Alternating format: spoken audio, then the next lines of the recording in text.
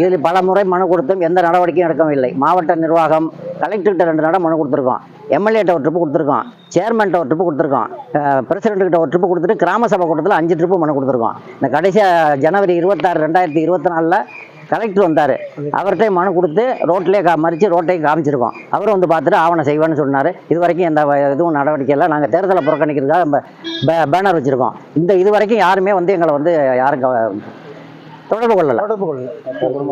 கருப்பு கொடி வீடு வீடாக கருப்பு கொடி கட்டியிருக்கோம்.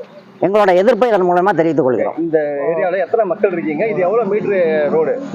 இதன் வழியாக தான் வந்து சம்பந்த ஸ்கூல் 2 ஸ்கூல் பிள்ளைங்க எல்லாம் அந்த கிரவுண்டுக்கு விளையாட்டுக்கு போயாகணும். இப்போ அங்கன்வாடி ஒன்று கடைசியாக இருக்கு. அந்த அங்கன்வாடிக்கும் வந்து பிள்ளைங்க எல்லாம் இந்த ரோட்லாம் நடந்து போயாகணும். இதே ரோட்ல தான் அங்கன்வாடி. பள்ளிக்கூடத்து பிள்ளைங்கெல்லாம் வரும்போது தடுமாறி கீழே விழுந்து போறாங்க. நாங்கள் சீனியர் சிட்டிசன் 8 பேர் இந்த தெருவில் இருக்கோம். காலையில எழுந்திரிச்சு வாக்கிங் போக முடியல. 3 ட்ரிப்பு வண்டியில இருந்து விழுந்து வைத்தியம் பண்ணிக்கிட்டு இருக்கோம். செய்திகளை உடனுக்குடனும் துல்லியமாகவும் தெரிந்து கொள்ள சப்ஸ்கிரைப் பண்ணுங்க.